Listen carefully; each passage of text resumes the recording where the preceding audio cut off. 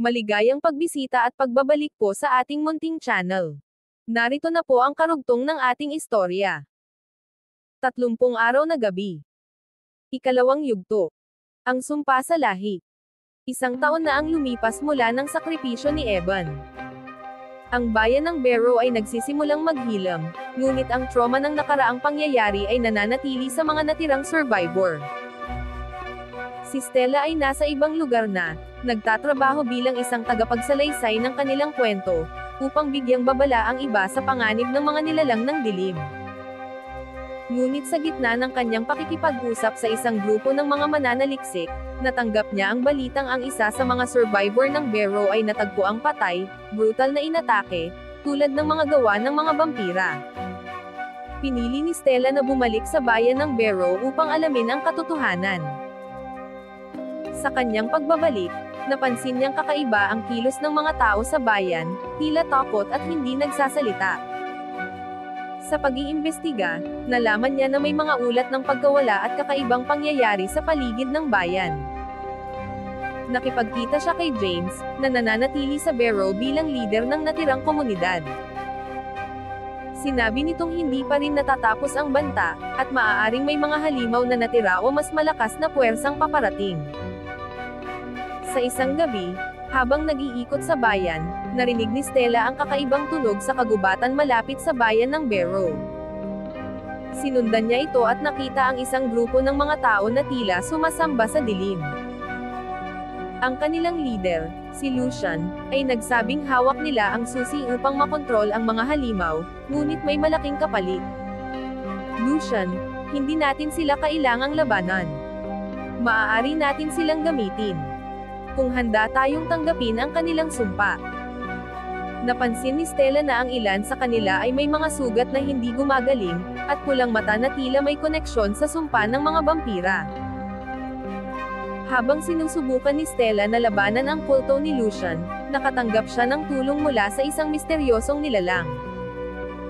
Sa isang matinding tagpo sa kagubatan, natuklasan niyang si Eban pala ang tumutulong sa kanya. Ngunit siya ay nagbago, hindi na siya tao, ngunit hindi rin ganap na halimaw. Nananatili ako para sa iyo. Ngunit hindi ko na alam kung hanggang kailan ko kayang pigilan ang sarili ko.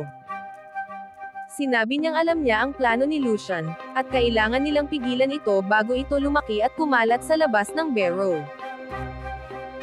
Ang kulto ni Lucian ay nagsimulang mang-alap ng mga tao mula sa mga kalapit na lugar, naglalayong gawing sentro ng kanilang plano ang Barrow, upang palakasin ang sumpa. Sa tulong ni Eban, James, at ng mga natitirang survivor, bumuo si Stella ng plano upang harapin ang kulto. Nalaman nilang ang sentro ng ritual ng kulto, ay isang sinaunang artifact na konektado sa pinagmulan ng mga vampira. Kapag ginamit ito, maaaring muling buhayin ang mas malalakas na halimaw. Ang kulto ay nakumpleto ang isang bahagi ng kanilang ritual, at isang bagong uri ng halimaw ang lumabas mula sa kagubatan, mas malaki, mas mabilis, at mas brutal. Sa huli, nakikita si Stella na naghahanda, hawak ang wedding ring ni Eban, habang si Eban ay nakatayo sa dilim, pinaglalabanan ang kanyang pagiging halimaw. Isang sinaunang tribo sa Arctic na mayroong artifact, na tinatawag na puso ng kadiliman. Ito ang pinagmulan ng sumpa ng mga vampire, isang malakas na relik ang nagbibigay ng immortalidad, kapalit ng dugo at kaluluwa ng tao. Ang artifact na ito ay sinelyohan ng tribo, upang hindi magamit ng sinuman, ngunit nasira ang selyo nang dumating ang isang ekspedisyon noong 1800s.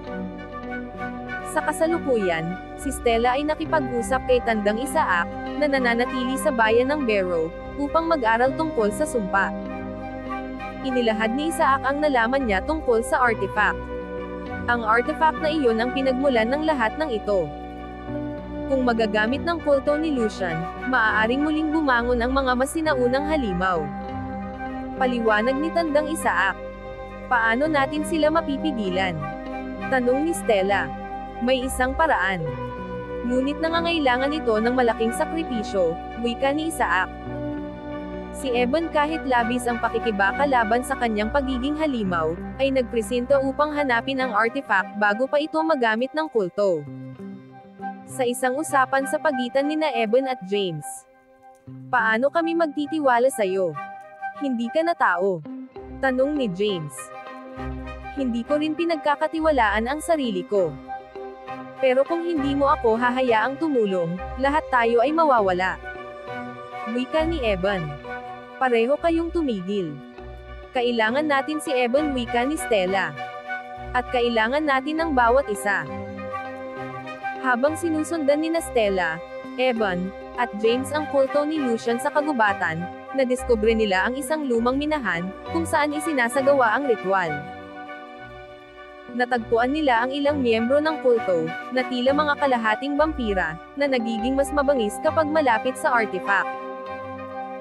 Sa isang tagpo, muntik nang tuluyang magwala si Evan habang nararamdaman ang tawag ng artifact, ngunit napigilan siya ni Stella. Labanan mo, Evan. Ikaw ang natitira naming pag-asa, wika ni Stella. Hirap na akong manatiling tao, Stella. Wika ni Evan.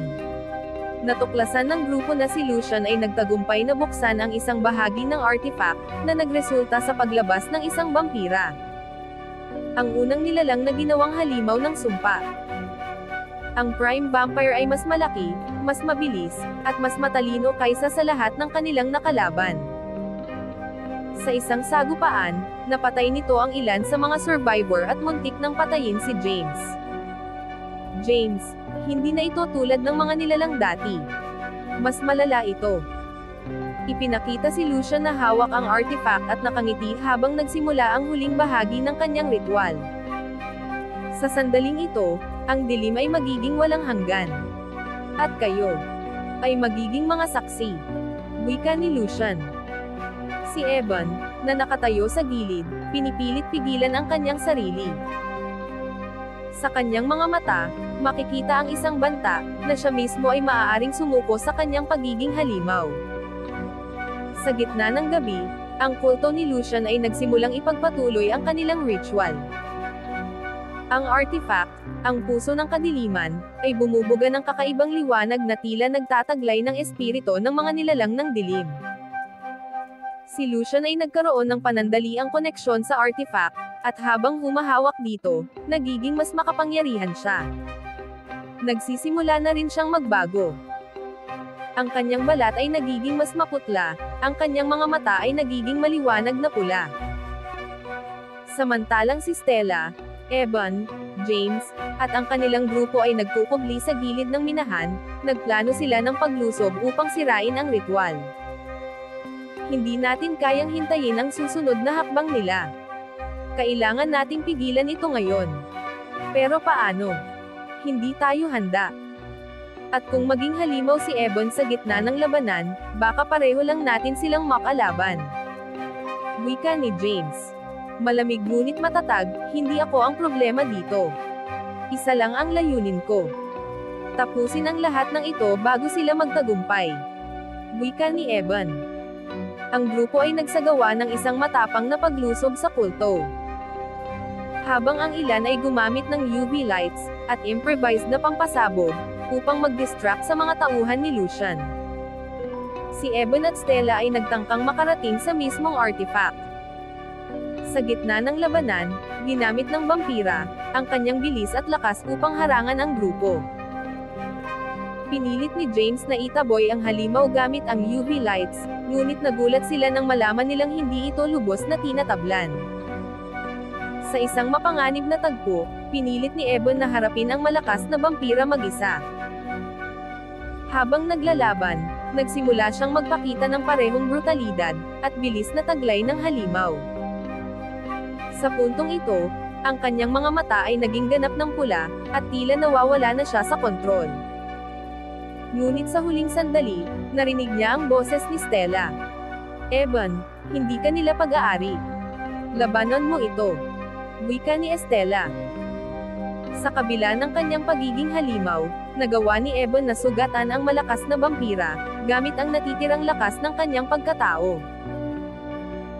Habang abala ang lahat sa laban, si Isaac ay lihim na nagtangkang sirain ang artifact, gamit ang isang improvised na pampasabog, na may halong mga kemikal. Ngunit bago niya ito magawa, nakita siya ni Lucian. Sa isang brutal na eksena, sinaksak ni Lucian si Isaac gamit ang kanyang sariling kamay. Humihingal si tandang Isaac. Hindi mo kayang sirain ang liwanag. Kahit pa magtago ka sa dilim. Sa huling sandali ng kanyang buhay, nagawa ni Isaac na magdulot ng pinsala sa artifact, dahilan upang bahagyang humina ang kapangyarihan nito. Sa kabila ng kanilang pagsisikap, napilitang umatras ang grupo dahil sa napakalakas na puwersa ng vampira at ng kulto. Sa pagtatapos, makikita si Stella na nakahawak sa katawan ni Isaac habang umiiyak, si James na duguan ngunit buhay pa rin, at si Evan na tahimik na nakatayo, halatang pinipigil ang kanyang halimaw na kilos. Sa malayo, si Lucian ay tumatawa, hawak ang bahagyang nasirang artifact. Kung ito ang pinakamagaling ninyong laban, tapos na ang laban. Ang dilim ay darating. Sa huli, nakita si Evan na naglalakad mag-isa sa kagubatan paggabi. Ang kanyang mga mata ay nagliliwanag ng pula, at tila nawawala na ang kontrol sa kanyang sarili.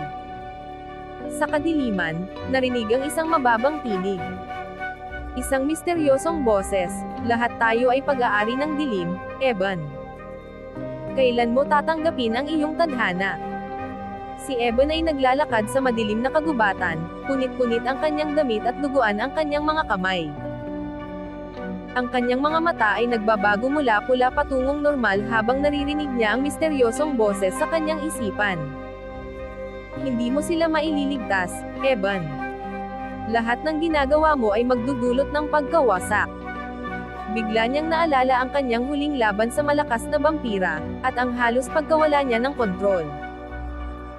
Sa galit, sinuntok niya ang isang puno hanggang sa mabuwal ito, malinaw na nagsisimula ng maapektuhan ng kanyang pagiging halimaw ang kanyang isipan. Sa kabila ng kawalan ng pag-asa, nagpulong sina Stella, James, at ang iba pang natitirang survivor. Kung ang artifact na yan ang nagbibigay sa kanila ng kapangyarihan, kailangan nating sirain ito, wika ni James. Ngunit paano? Halos hindi natin magawang pigilan ang vampira at ngayon, mas malakas si Lucian. Naputol ang usapan nang dumating si Evan, basag ang boses at mukhang tuluyang napapagod sa kanyang sarili. May paraan. Pero kailangan kong tanggapin ang sumpa ng buo.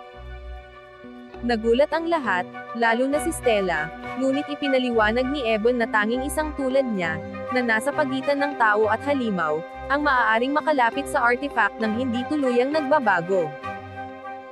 Habang naghahanda para sa huling sagupaan, bumalik si Stella at Evan sa mga isinulat ni Isaac. Natagpuan nila ang isang lumang kwento tungkol sa benendisyon ng pilak, isang bihirang materyal na ginamit ng sinaunang tribo, upang mapahina ang kapangyarihan ng puso ng kadiliman. Napag-alaman nilang ang Blessed Silver ay matatagpuan lamang sa isang lumang kuweba sa hilaga ng Barrow.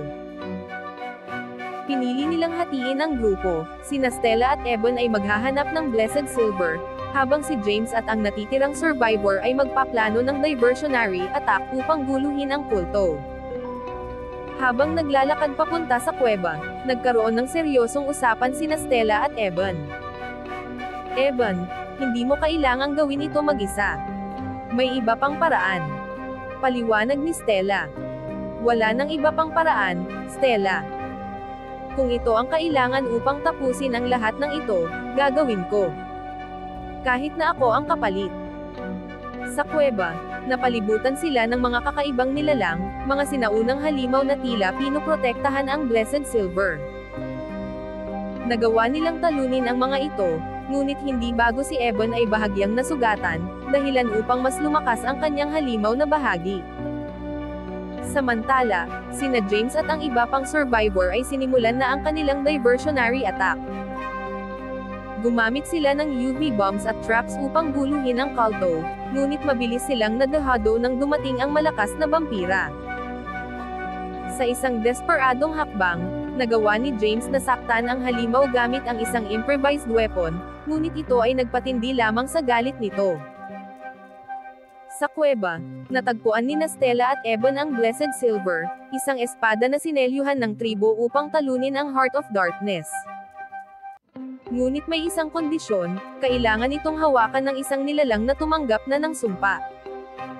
Sa matinding emosyon, tinanggap ni Evan ang kanyang tadhana. Hawak ang espada, nakita niyang ang kanyang balat ay nagsimulang magbago, mas lumakas siya, ngunit naramdaman niyang tuluyan nang nawawala ang kanyang pagiging tao. Ito ang huling bagay na magagawa ko bilang ako, wika ni Evan, habang lumuluha. Bumalik si Evan at Stella mula sa kuweba, hawak ang Blessed Silver. Sa malayo, nakita nila ang apoy na nagmumula sa barrow, ang kulto ay nagtatapos na ng kanilang ritual. Si Lucian, nakatayo sa gitna ng apoy, ay nagbago na, hindi na siya tao, kundi isang nilalang na mas nakakatakot pa sa sinaunang vampira. Dumating na ang oras ng kadiliman. At wala nang makapipigil dito. Wika ni Lucian. Sa huling eksena, tumingin si Evan kay Stella, hawak ang espada, at sinabi, "Ito na ang katapusan. Isa sa atin ang hindi makakaligtas." Wika ni Evan. Ang barrow ay nilamon ng dilim, habang ang ritual ni Lucian ay halos matapos na. Ang kulto ay umaawit ng mga kakaibang panalangin habang ang artifact, ang puso ng kadiliman ay nagliliwanag ng itim at pula, tila hinihigop ang kaluluwa ng mga nilalang sa paligid. Sa di kalayuan, dumating sina Evan at Stella, hawak ang binindisyunang pilak. Ang kanilang mga mukha ay puno ng determinasyon habang nakikita nila ang lagim na dulot ng kulto. Ang grupo ni James ay nagkakanya-kanya sa pagtatanggol laban sa kulto, ngunit mabilis silang napapalibutan ng mga kalahating halimaw na alagad ni Lucian. Nang biglang dumating si Evan, nagawang itaboy ng kanyang bagong lakas ang mga nilalang. Ang grupo ni James ay nagulat sa anyo ni Evan. Ang kanyang mga mata ay ganap ng pula, ang kanyang katawan ay nag-uumapo sa lakas, ngunit malinaw na nagpipigil siya upang manatiling makatao. "Ano ang ginawa mo, Evan?" tanong ni James. "Ito ang kailangan para mabuhay tayo. Hindi ito tungkol sa akin. Ito'y tungkol sa pagtatapos nito." Sagot ni Evan. Nagdesisyon ang grupo na hatiin muli ang kanilang puwersa. Si Stella, Evan, at James ay magtutungo sa gitna ng ritual upang labanan si Lucian. Ang iba pang survivor ay gagawa ng panlilinlang, upang ilayo ang atensyon ng kulto. Habang naglalakad, nagkaroon ng tahimik na pag-uusap sina Stella at Evan. "Evan, hindi mo kailangang gawin ito mag-isa. Hindi ako mag-isa. Nandito ka. Pero, Stella, kung hindi ko na makontrol ang sarili ko, tapusin mo ako." Si Stella ay halos maiyak. "Huwag kang magsalita ng ganyan. Mangako ka, Stella." "Pangako, Evan." Sa gitna ng ritual, hinarap ni na Evan at Stella si Lucian. Ganap nang nagbago si Lucian, ang kanyang katawan ay mas mataas, mas matatag, at ang kanyang boses ay umalangaw-ngaw sa buong lugar. "Evan, sumuko ka na. Ang dilim ay bahagi mo na. Bakit mo pa ito nilalabanan?" Wika ni Lucian. "Dahil hindi ako tulad mo." Sinimulan ni Evan ang laban, gamit ang binindisyunang pilak. Ang espada ay nagbigay sa kanya ng pagkakataong makasabay sa lakas ni Lucian, ngunit mabilis niyang napagtanto na hindi sapat ang kapangyarihan nito kung wala ang tulong ng iba. Sa isang brutal na sagupaan, nagawang sugatan ni Evan si Lucian, ngunit siya rin ay nasugatan ng malubha. Habang si Evan ay halos magupo, si Stella ay nagdesisyon na gamitin ang binindisyunang pilak, upang maseksak ang puso ng kadiliman. Ngunit, isang proteksyon mula sa artifact ang nagpatalsik sa kanya. "Hindi mo ito magagawa. Walang makakatalo sa akin." Wika ni Lucian. Sa huling sandali, nagbigay si Stella ng panglilito, upang bigyan si Evan ng pagkakataon. Tumakbo siya sa paligid ni Lucian, gamit ang UV light upang ilihis ang atensyon nito. Sa pinakamalapit na pagkakataon, ginamit ni Eban ang natitirang lakas niya upang bigyang wakas ang lahat. Sa isang desperadong hakbang, sinaksak niya si Lucian gamit ang Blessed Silver, at sa parehong pagkakataon, itinulak niya ang sarili upang masira ang artifact. Isang malakas na pagsabog ng liwanag ang lumamon sa Barrow. Ang mga vampira, kasama ang kulto, ay naglaho sa hangin, ngunit kapalit nito, si Eban ay tuluyang nawala sa dilim. Sa huling eksena, nakita si Stella na umiiyak habang hawak ang basag na binindisyon ng pilak. Ang Barrow ay tahimik na, ngunit alam niyang wala na si Eban. Sa malayo, isang misteryosong figura ang lumitaw, nakatingin kay Stella. Isang pamilyar na boses ang nagsabi, "Hindi pa tapos ang lahat." Isang buwan ang lumipas matapos ang pagsabog ng puso ng kadiliman. Ang bayan ng Barrow ay tahimik na, ngunit ang bakas ng dilim ay nananatili. Si Stella ay nanatili sa Barrow, nagtatangkang ayusin ang mga buhay na nasira. Siya ay namumuhay na puno ng kalungkutan, hindi pa rin matanggap ang pagkawala ni Eban. Sa gabi, nagsimula siyang makaramdam ng presensya sa paligid, isang malamig na hangin, at mga anino na gumagalaw sa dilim. Isang gabi, habang si Stella ay naglalakad sa gilid ng Barrow, lumitaw ang misteryosong figura, nakasuot ito ng itim na balabal, at ang kanyang mukha ay nakatago. Hindi pa tapos ang lahat, Stella. Ang dilim ay hindi tuluyang nawala. Sino ka? Ano ang alam mo tungkol kay Eban? Tanong ni Stella. Inilahad ng figura na siya ay isang tagapagbantay. Isang tagapagmasid ng balanse ng liwanag at dilim. Ipinaliwanag niya na ang pagsira sa artifact ay nagdulot ng pansamantalang pagkatalo ng dilim, ngunit ang puwersa nito ay hindi tuluyang nawala, bagkus, ito ay muling nagtitipon. Sinabi ng tagapagbantay na si Lucian ay maaaring talunan, ngunit ang kanyang kapangyarihan ay nagkalat sa paligid ng Barrow. Naghahanap ng bagong sisidlan. Isa sa kanila, o isang taong malapit kay Stella, ang maaaring maging susunod na daluyan ng dilim. Ang iyong kaibigan, si Eban. Maaaring hindi pa siya tuluyang nawala. Ngunit ang kanyang kaligtasan ay may kapalit. Gagawin ko ang lahat para maibalik siya. Tugon ni Stella. Mag-ingat ka, Stella. Ang dilim ay laging humihingi ng kabayaran. Samantala, si James at ang mga natitirang survivor, ay nagsimulang makapansin ng kakaibang aktibidad sa paligid ng Barrow. Ang mga hayop ay nawawala, ang mga tao ay nagkakasakit, at ang gabi ay tila mas mahaba kaysa dati. Si James ay nagpasya na bumalik kay Stella upang balaan siya, ngunit siya rin ay nagsimulang makaranas ng mga kakaibang bangungot. Sa kanyang mga panaginip, nakikita niya si Eban, tinatawag siya, ngunit hindi malinaw kung ito ay tulong o babala. Sa isang dramatikong eksena, nagising si Stella sa gitna ng gabi, sa tunog ng pamilyar na boses. Sa labas ng kanyang kubo, nakita niya si Eban, buhay, ngunit kakaiba. Ang kanyang balat ay mas maputla, at ang kanyang mga mata ay tila walang buhay. Eban, ikaw ba yan? Oo, ako ito, Stella. Ngunit hindi na ako ang dati mong kakilala. Si Eban ay tila na ibalik mula sa dilim, ngunit halatang may kontrol pa rin ang kadilimang nasa kanya. Ipinapaliwanag niyang naririnig niya ang boses ni Lucian sa kanyang isipan, na nag-uudyok sa kanya na sumanib sa puwersa ng dilim. Napagdesisyonan ni Stella na hanapin ang paraan upang tuluyang mailigtas si Eban mula sa kadiliman. Kasama si James at ang Watcher, nagsimula silang maghanap ng mga sinaunang kasulatan at armas na maaaring magbigay ng solusyon. Sa kanilang pagsasaliksik, natagpuan nila ang isang alamat tungkol sa selyo, isang sinaunang sagisag na may kapangyarihang tuluyang sirain ang dilim. Ngunit ito ay matatagpuan sa gitna ng isang misteryosong lugar na tinatawag na Shadow Vale, na sinasabing tahanan ng mga nilalang, na mas malupit pa kaysa sa mga vampira.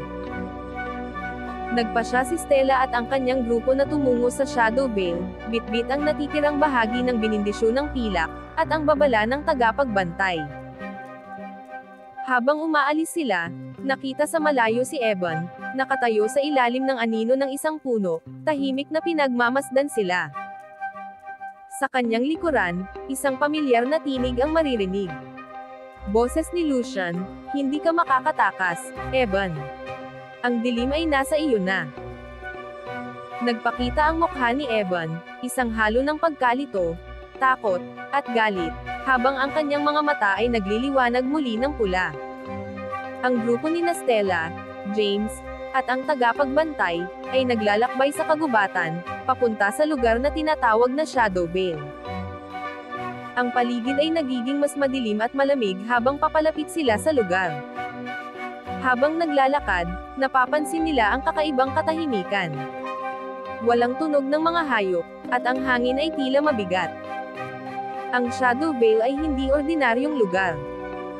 Ang bawat hakbang natin dito ay sinusubaybayan ng mga mata ng dilim. Mata ng dilim. Ano ba talaga ang hinaharap natin, tanong ni James. Ipinaliwanag ng tagapagbantay. Mga nilalang na mas matanda pa sa mga vampira. Sila ang pinagmulan ng lahat ng takot.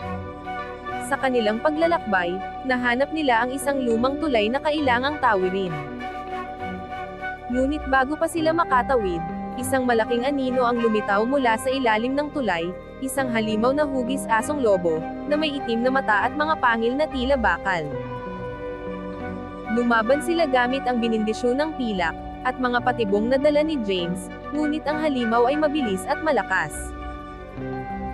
Sa huli, ginamit ni Stella ang natitirang kapangyarihan ng binindisyon ng pilak, upang saksakin ang halimaw sa ulo, dahilan upang ito'y maglaho sa usok.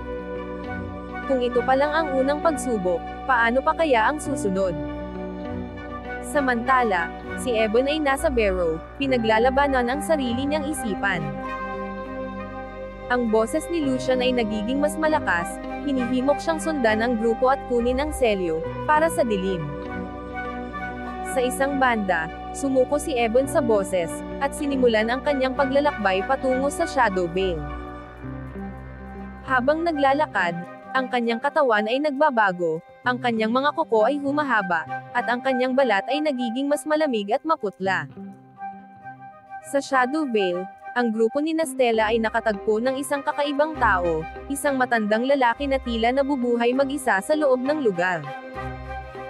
Sinabi niyang siya ang tagapag-alaga ng Shadow Vale at may kaalaman tungkol sa selyo. Paliwanag ng matandang lalaki. Kung gusto ninyong makuha ang selyo, kailangan ninyong malampasan ang 3 pagsubok ng liwanag. Ngunit mag-ingat, ang bawat pagsubok ay maaaring kunin ang inyong buhay o kaluluwa. Ano ang mga pagsubok na iyon? Tanong ni Stella sa matandang lalaki. Ang unang pagsubok ay ang pagsubok ng katapangan. Harapin ninyo ang inyong pinakamalalim na takot.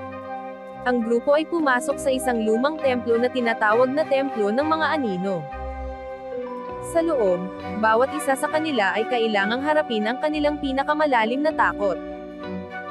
Si Stella ay hinarap ang imahe ng kanyang ina na namatay sa mga kamay ng vampira, habang si James ay binalikan ang trauma ng pagkamatay ng kanyang pamilya.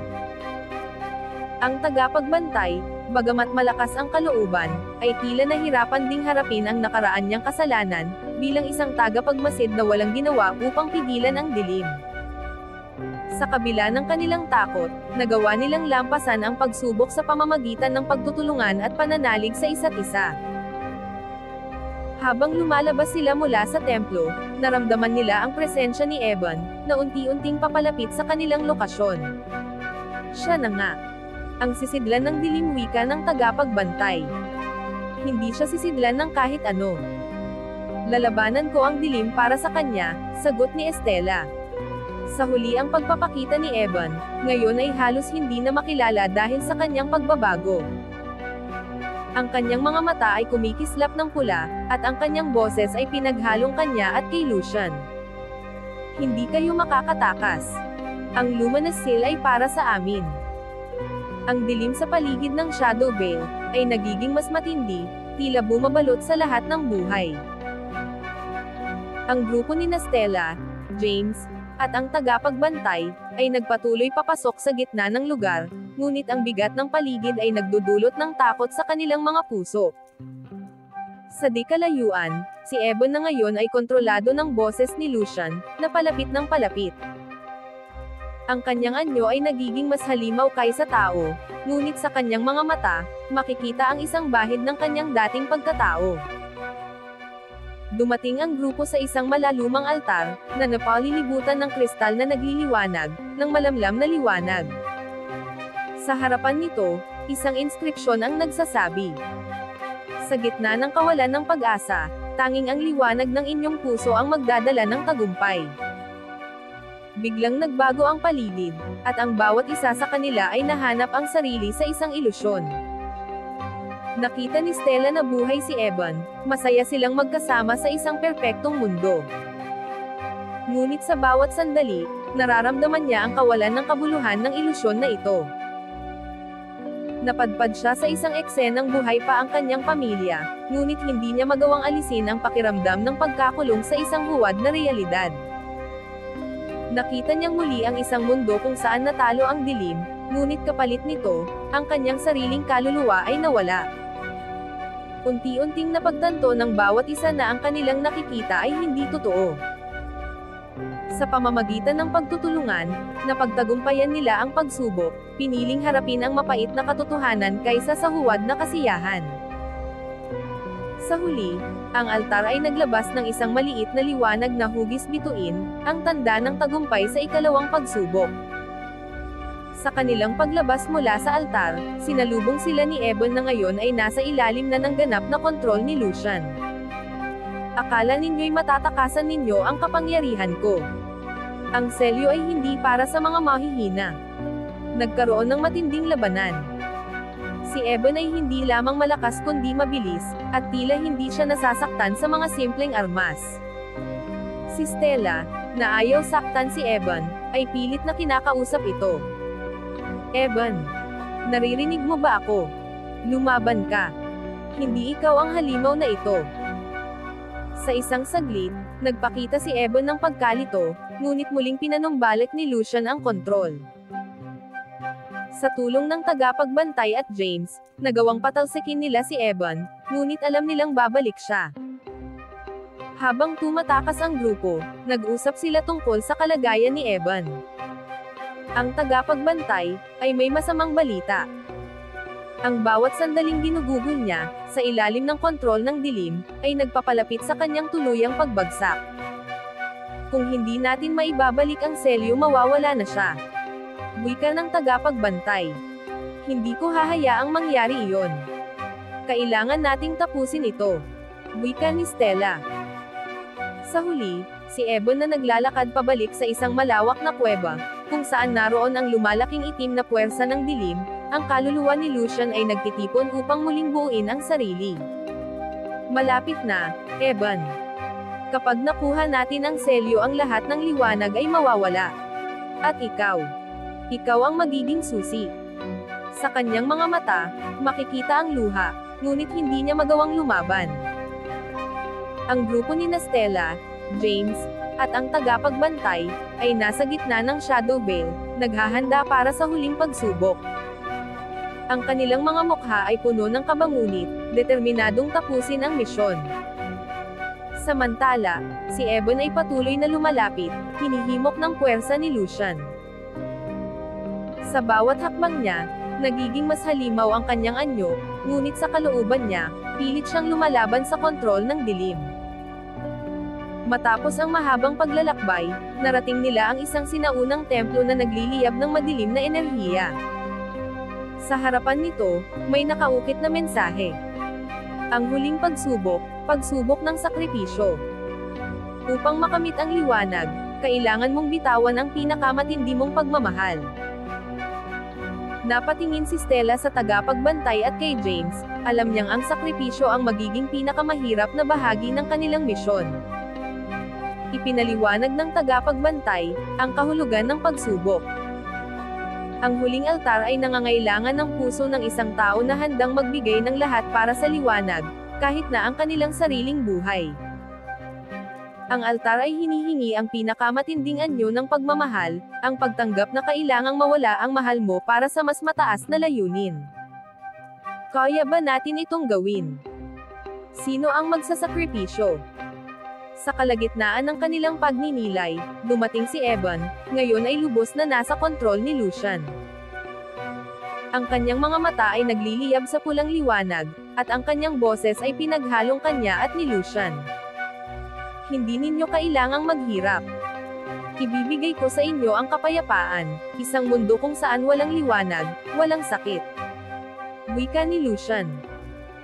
Nagkaroon ng sagupaan, ngunit sa gitna ng laban, napansin ni Stella ang pira-piraso ng dating Evan na naglalaban sa loob ng kanyang isipan. Napagtanto ni Stella na si Evan mismo ang susi sa kanilang tagumpay. Kung maibalik nila ang kanyang kontrol, maaari nilang gamitin ang kanyang kaluluwa, upang muling buhayin ang selyo. Sa isang emosyonal na eksena, hinarap ni Stella si Evan.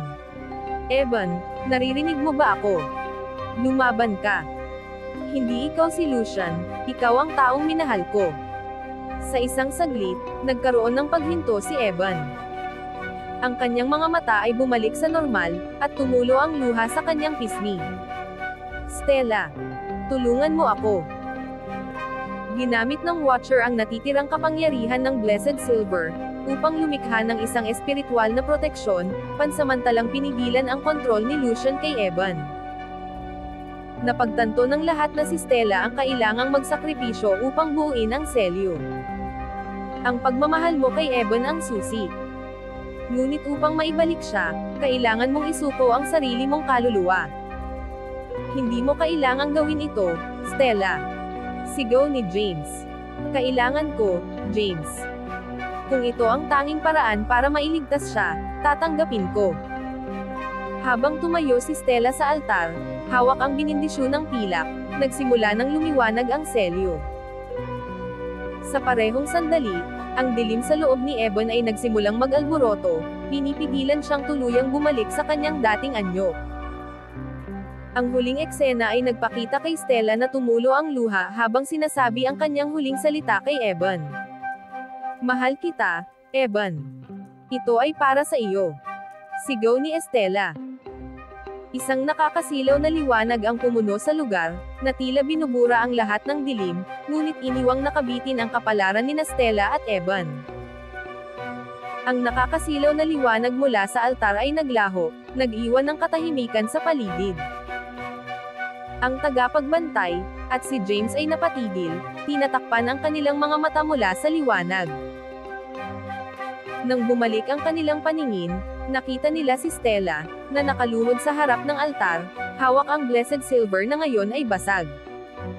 Si Evan ay nakahandusay sa lupa, walang malay. Sa kalagitnaan ng katahimikan, si Evan ay gumalaw. Dahan-dahan siyang bumangon, at ang kanyang mga mata ay bumalik sa normal, walang pulang liwanag, walang bakas ng kontrol ni Lucian. Stella. Nasaan siya? Tumayo si James at tumakbo kay Stella, ngunit ang kanyang katawan ay wala ng buhay. Hindi. Stella, bumalik ka. Sigaw ni James. Ginawa niya ang sakripisyo. Ginamit niya ang kanyang kaluluwa upang ibalik si Evan at buuin ang selyo, wika ng tagapagbantay. Si Evan ay lumuhad sa tabi ni Stella, tumutulo ang luha sa kanyang mukha. Hindi niya dapat ginawa ito. Hindi ko siya maililigtas. Biglang nagliwanag ang altar, at mula rito ay lumitaw ang selyo, isang purong liwanag na tila isang araw sa gitna ng dilim. Ang seal ay nagsimulang sumiksap ng natitirang enerhiya ng dilim sa paligid ng Shadow Veil. Ang Watcher ay nagsalita ng may kaseryosohan. Ang selyo ay nabuo na, ngunit, si Lucian ay nasa kalagitnaan ng kanyang muling pagbabalik. Wika ng tagapagbantay. Biglang yumanig ang lupa. Ang Shadow Veil ay nagsisimulang gumuho, na tila hindi kaya ng lugar na tanggapin ang kapangyarihan ng selyo. Hinatak ni James si Evan palabas, habang ang tagapagbantay, ay ginamit ang kanyang natitirang kapangyarihan, upang protektahan sila mula sa mga bumabagsak na bato at mga anino na sumisiklab mula sa lupa. Habang tumatakbo sila palabas, narinig nila ang boses na si Lucian, mula sa kalaliman ng Shadow Vale. Hindi ninyo ako matatakasan. Ang liwanag ay mawawala, at ang dilim ay maghahari muli. Pagdating nila sa labas ng Shadow Vale, nakita nilang may mga aninong sumusunod sa kanila. Si Evan, kahit wala ng kontrol ni Lucian, ay nakakaramdam ng bigat sa kanyang katawan. May natitira pang dilim sa akin. Hindi pa ako ligtas. Wika ni Evan. Sinabi ng tagapagbantay, na ang tanging paraan upang tuluyang mapigilan si Lucian, ay dalhin ang selyo sa Barrow, kung saan nagsimula ang lahat. Sa gitna ng kanilang paglalakbay, nagkaroon ng pag-atake ang mga natitirang alagad ng dilim. Si James at si Evan ay lumaban, ngunit nang lumakas ang alon ng mga nilalang, tumayo ang tagapagbantay, at ginamit ang kanyang buong enerhiya upang protektahan sila. Ito na ang aking tungkulin. Dalhin ninyo ang selyo sa Barrow. Tapusin ninyo ang laban. Sa isang huling pagpapasabog ng liwanag, pinawi ng tagapagbantay, ang lahat ng nilalang ng dilim, ngunit nawala rin siya sa proseso. Habang patuloy na naglalakbay sina James at Evan patungo sa Barrow, lumitaw ang kaluluwa ni Stella sa isang saglit, nagbibigay ng huling paalala kay Evan. Evan, ikaw ang pag-asa. Ang iyong pagmamahal ang magtatapos sa lahat ng ito. Huwag kang susuko. Wika ni Stella. Sa huli, lumapit si Evan sa Luminous Seal, hawak ang Blessed Silver na basag na, at sumampang tatapusin ang laban sa pangalan ni Stella. Hanggang dito na lamang po, at maraming salamat sa pakikinig. Maari po bang humingi ng subscribe, bilang pagsuporta sa ating munting channel. Hanggang sa susunod po muli. Stay safe and God bless.